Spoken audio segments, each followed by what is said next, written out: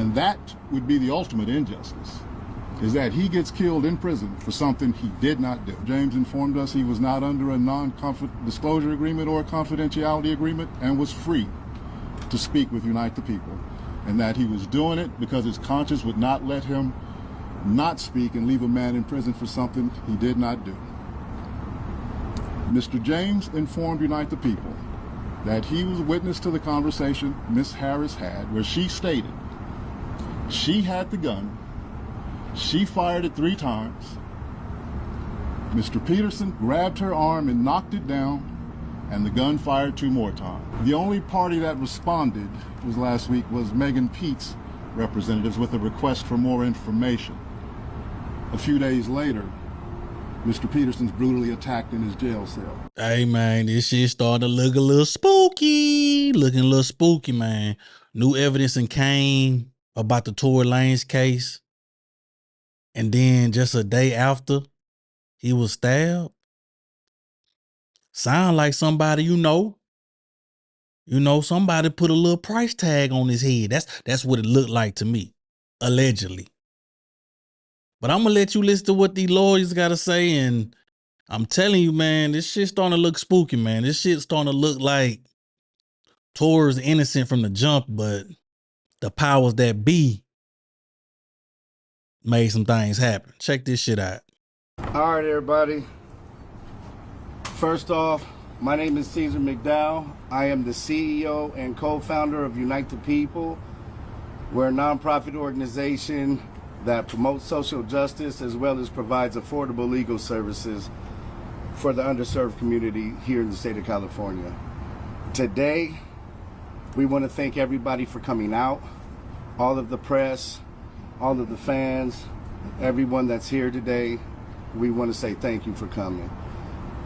Today, we're going to hear some really, really compelling new evidence that you've never heard before. Our legal team will explain all of that to you. We will have updates on Tory Lanez, Mr. Peterson, on how he's doing.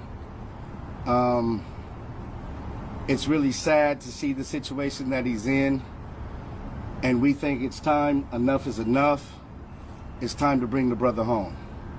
So with that, I would like to bring up our lead consultant, Mr. Walter Roberts. Now y'all gonna hear evidence that's really gonna prove Tory innocence. Before Walter Roberts talk, I just want to say, man, Megan Thee Stallion, the Kelsey girl, and this allegedly, I don't know, but if y'all lied about something, tell the truth, man. Just tell the truth. This man almost lost his life in jail. And it's not a coincidence it happened the day after a reporter reached out for comments about the new evidence. But I'm going to let Walter Roberts and the legal counsel explain. They can do a better job than me. Good morning. We are here today to bring to your attention some information Unite the People believes is exculpatory in Mr. Daystar Peterson's case, professionally known as Tory Lanez. Recently, we've been made aware that a member of the media, Mr. Gianno Caldwell, was working on an op-ed for the New York Post regarding Mr. Peterson's innocence. During his work on that op-ed, he became aware of some information in Unite the People's possession regarding a statement that was given to Unite the People by someone with information relevant to that case. The New York Post recently reached out to the prior district attorney, George Gascon, Megan Pete and her representatives, and Kelsey Harris and her representatives. The only party that responded last week was Megan Pete's representatives with a request for more information. A few days later, Mr. Peterson's brutally attacked in his jail cell. Unite the People represents Daystar Peterson in his appellate process. We filed an appellate brief and a writ of habeas corpus on his behalf. The district attorney's office has already responded. The case is fully briefed.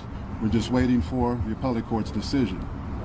We were willing to wait for the appellate process to play out, But given that brutal, unprovoked attack, we felt it necessary to come here today to provide you with this information.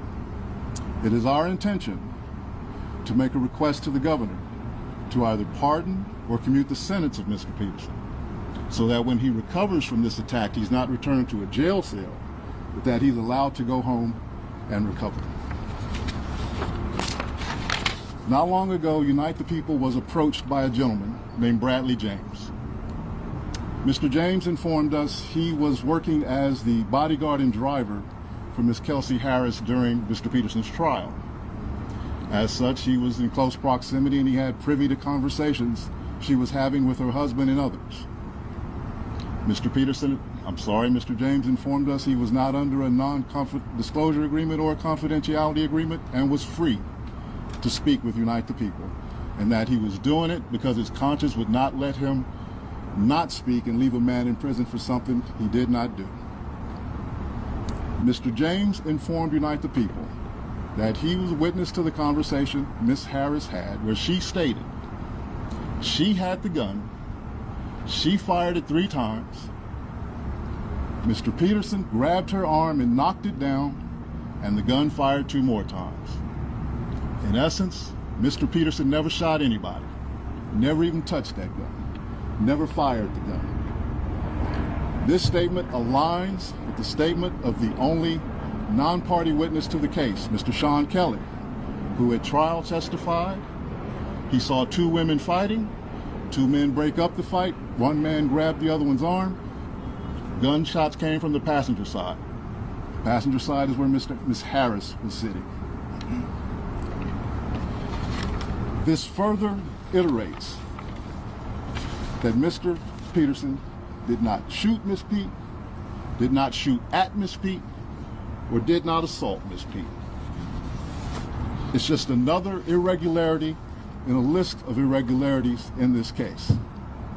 For example, there were 3 potential suspects in the car that night, and yet the only DNA sample was taken of Mr. Peterson, even though unknown DNA was found on the gun. Why wasn't Miss Harris's DNA taken? Or was it taken and the information simply never given to the defense? Why wasn't the driver of the car, Mr. Jaquan Smith's DNA taken? Or was it taken and again, simply not given to the defense? We don't know. It should have been taken. It is Unite the People's understanding, regular LAPD practice at a crime scene like that, anybody who's there, the DNA is taken. Another irregularity. Why, at Ms. Harris's police interview, was a non-lawyer, non-family member record company executive allowed to participate? Highly irregular situation. Normally, we see cases, strangers are not allowed in these things, but it was in this case. All of these things point to the highly irregular nature of his trial and his conviction. It is our contention that he was wrongly convicted. And while we at first were willing to let the process play out, it is our contention now that if he is not pardoned or released promptly, he may never come out. And that would be the ultimate injustice, is that he gets killed in prison for something he did not do. At this time, I'd like to bring up Mr. Gianno Caldwell, the media member who was working on that op-ed for the New York Post.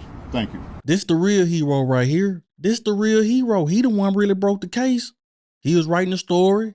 He put stuff together that didn't make sense. And then he started asking them questions. But some of them questions haven't been answered yet. I would like to know why. I like to know why. Because it seemed like, as you going to hear him speak, you going to see like, yeah, that ain't adding up. You going to see. Some smell a little fishy. And it ain't poo nanny. Some smell a little fishy and it ain't poo nanny. No. Because me, if a man shoot a woman, yeah, he deserves to go to jail. Maybe even worse. That's just me. But we can't have an innocent black man in jail. Where y'all black women at? Y'all always screaming, protect black women. What about a black man? So this cool? This cool with y'all? To let this man sit in jail? Make sure y'all pay attention because he gonna give you a website so y'all can sign this petition. Free Tory, man. Check this out. Thank you, Walter. Good morning. Thank you for coming today. My name is Gianno Caldwell. That is spelled Gianno, Caldwell, Caldwell. I am the founder of the Caldwell Institute for Public Safety at caldwellinstitute.org. I am also a member of the press for almost a decade now. I've been looking into Daystar Peterson's case for almost 6 months now, professionally known as Tory Lanez. And after reviewing the evidence, the reporting, and the legal analysis, I've come to the conclusion that Tory Lanez was railroaded by the former district attorney, George Gascon. He was also wrongly convicted. I believe if Jesus Christ was Tory Lanez's attorney, George Gascon would do whatever in his power to ensure that Tory Lanez lost that case. Tory Lanez's defense team have alleged the withholding of exculpatory evidence, prosecutorial misconduct, among other issues that I was compelled to write an opinion piece for the New York Post. It is true that last week, the New York Post editors reached out to 3 parties, one being George Gascon, Megan Pete's team, and Kelsey Harris. It is also true that Megan's team was the only ones that responded back for that request for comment.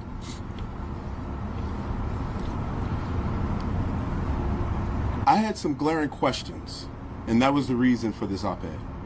Things didn't make any sense to me, many issues in this case, and I was shocked by the lack of interest from the media to ask very simple questions. There were multiple people with gunshot residue on their hands that night. Why didn't all individuals have the residue tested, their DNA tested on the weapon? That's a legitimate question. According to the prosecution, Tory was excluded from the clip of the gun, and according to Tory's defense team, they said DNA analysis showed that there was a 0.01% chance that Tory touched the actual gun itself. Another piece that stood out to me, the call that the prosecution alleged Tory made confessing to a crime. I listened to that call. I'm sure many of you have as well. I didn't hear a confession. But what really shocked me about it is if my best friend was shot maliciously by someone just 2 to 3 hours before, I wouldn't have answered the call, or if I did, I wouldn't calmly have a conversation with the individual of it.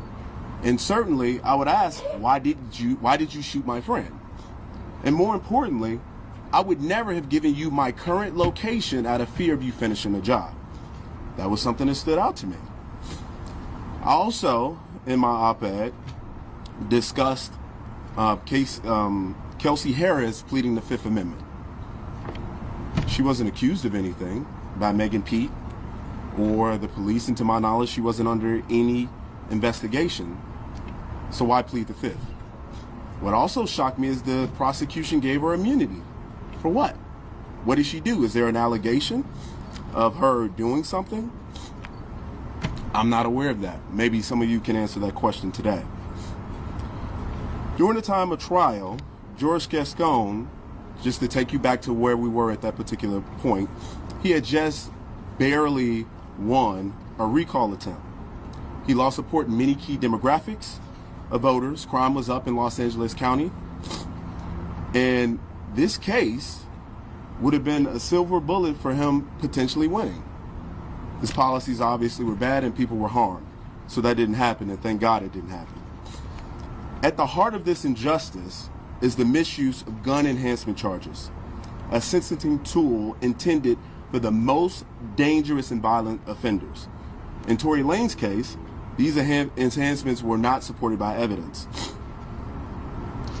But George Gascon, interestingly enough, who is someone who regularly would drop enhancements or not recommend them, chose to provide enhancements to Tory And in his case, in any given situation, according to legal analysts I've spoken with, he would do 1 or 3 years if he did it without the enhancement. That's interesting. Why did George Gascon choose to pursue these enhancements? You know, there's cases I've been looking through which George Gascon has pursued, many in which he utilized these enhancements. A couple come to mind that I would like to reference here. One, Raymond Danger Gonzalez, a Mexican mafia gang member involved in a premeditated murder of 2 young men in 2017. Despite the brutality of the crime, Gascon didn't recommend enhancements. You premeditated murdered a teenager and another individual, brutal crime. Why would you recommend enhancements, but you would recommend them for Tory? That doesn't make a lot of sense. He also didn't pursue sentencing enhancements for the senseless murder of General Hospital actor Johnny Victor in Los Angeles in 2024. There's a lot of issues with this case. Many I think that the media should be pursuing all angles of it. We should not allow there to be unanswered questions. We should pursue open questions without fear or favor to anyone. That includes Mr. Tory Lanez. In his letter from the Birmingham jail, Dr. Martin Luther King wrote, "Injustice anywhere is a threat to justice everywhere. If we take those words seriously, we must act when injustice is allowed to fester in plain sight." I founded the Caldwell Institute for Public Safety after my innocent teenage brother was murdered in Chicago on June 24, 2022. I stand firmly for public safety, for victims' rights, and for holding criminals accountable. But justice also demands that we protect the innocent and stand against politically motivated prosecutions. This is what I believe to happen here. When we imprison the innocent while violent offenders walk free, which is what George Gascon has often done, we undermine the very foundation of our legal system. Mr. Peterson was never given a fair trial, free from bias, political interference, and media-driven pressure. His continued incarceration erodes public trust and diverts focus from the real work of keeping our community safe. Further, while incarcerated, Mr. Peterson was recently stabbed in prison, as many of you know, a tragic incident that underscores the urgency of this situation and the risk to his life while this case remains unaddressed.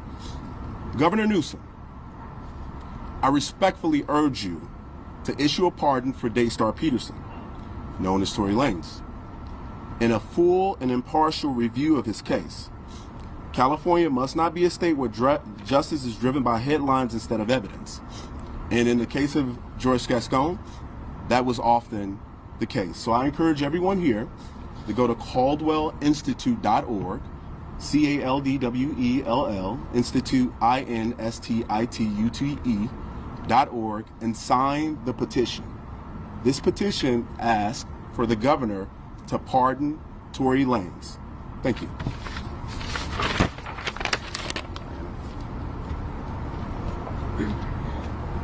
Good morning. Thank you all for being here. I know there's a lot of noise in the media going on with other stories, but I think that this is one of the most important stories happening right now today regarding our Justice Department.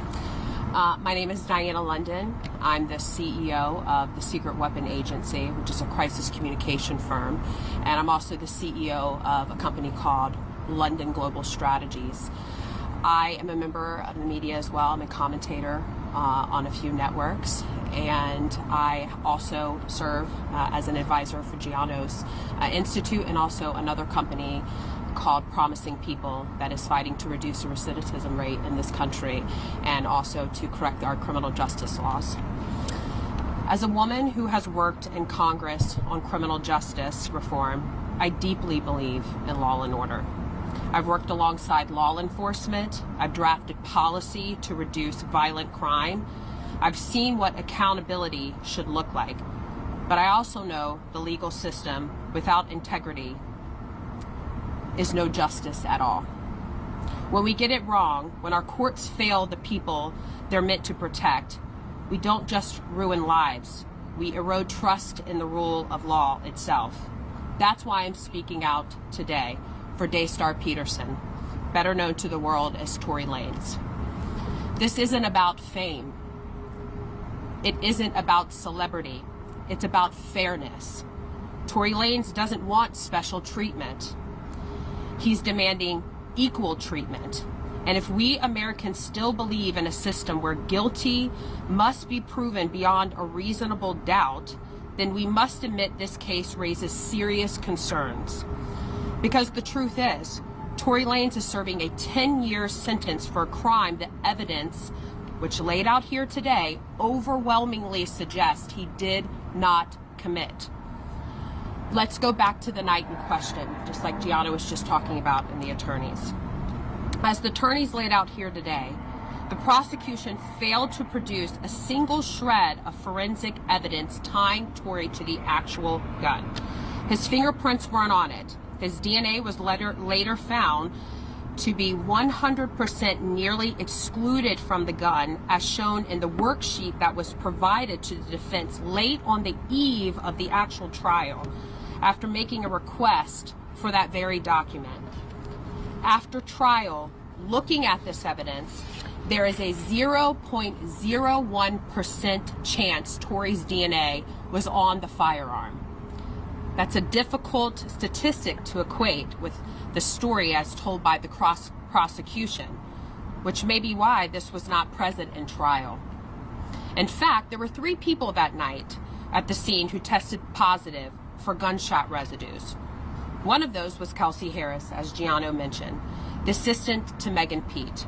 According to multiple sworn testaments that you've heard today, including one from the bodyguard and driver with Harris on the 2 days of the trial, Harris admitted to firing the weapon during an emotional outburst.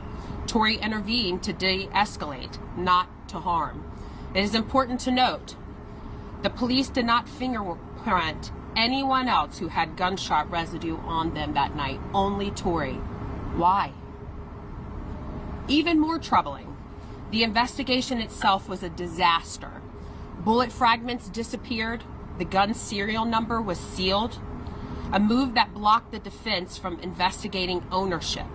Police failed to follow standard procedures. Why? Didn't mark shell casings on the road, and didn't test others involved that night with DNA. This wasn't justice. It was a rush to judgment. Worse still, the prosecution knew the case was thin. So what did they do? They tacked on gun enhancements, just like they spoke about. The charges, these gun enhancements are meant for gang shootouts and armed robberies to inflate the charges and turn a flimsy accusation into a decade-long prison sentence. Enhancements are a powerful tool against violent offenders, but using them in a case with no forensic evidence, murky testimony, and a defendant with no criminal history, that's very important to point out. He had no criminal history. That's not justice. That's a political stunt. Let's be blunt. This prosecution had everything to do with headlines and very little to do with truth. It was about symbolism, not substance. And that should concern every single one of you here today and in this country.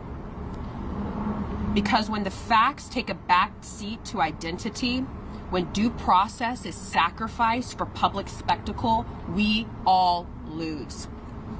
Just yesterday, a Los Angeles court ruled the Menendez brothers, who brutally murdered their parents, are now eligible for parole after serving 35 years. They admitted to the crime.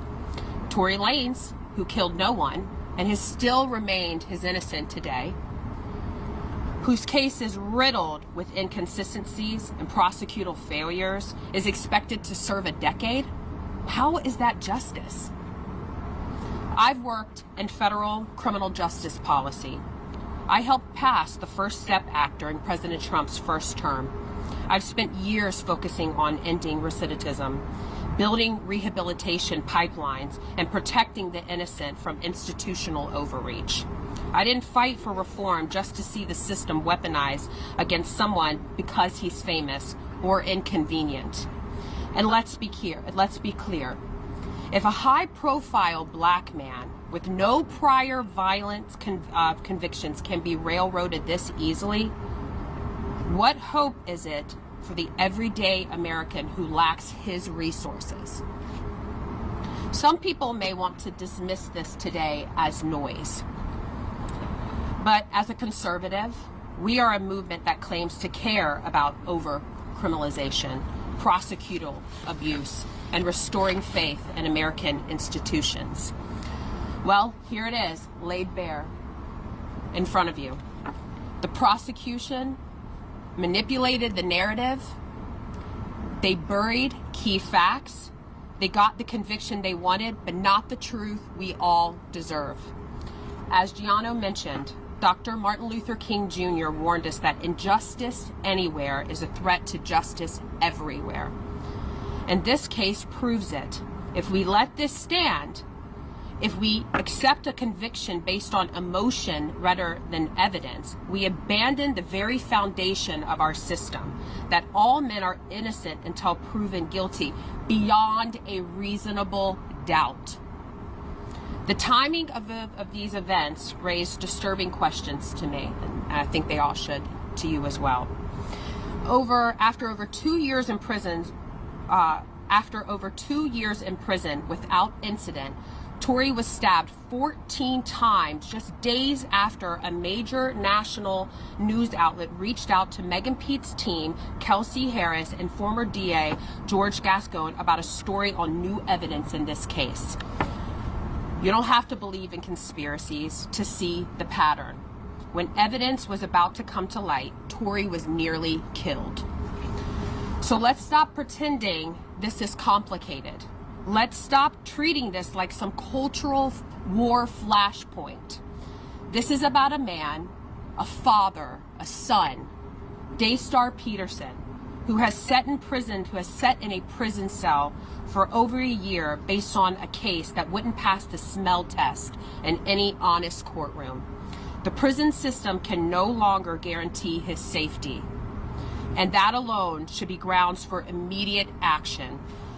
But combine that with the overwhelming evidence of a botched investigation, and this becomes not just a legal issue, but a morale emergency. Tory Lanez deserves a new trial. He deserves due process. He deserves a pardon. And if justice still matters in America, he deserves to go home. So what now? What do we do now? We're all here today. We are calling on Governor Gavin Newsom, the California Attorney General, and the public at large to act. If you believe in due process, sign the petition now on the Caldwell Institute page that Gianna Caldwell mentioned at change.org. Let your voice be counted. Let the system know that we see what's happening and we won't stay silent. We can't be a nation that claims to value justice but looks the other way when a man is buried beneath the weight of political motivated prosecution. Dr. King said again, injustice anywhere is a threat to justice everywhere. This is that threat in modern day time. This is that moment. Daystar Peterson deserves to go home today. And we, the people, have a duty to bring him home. Thank you.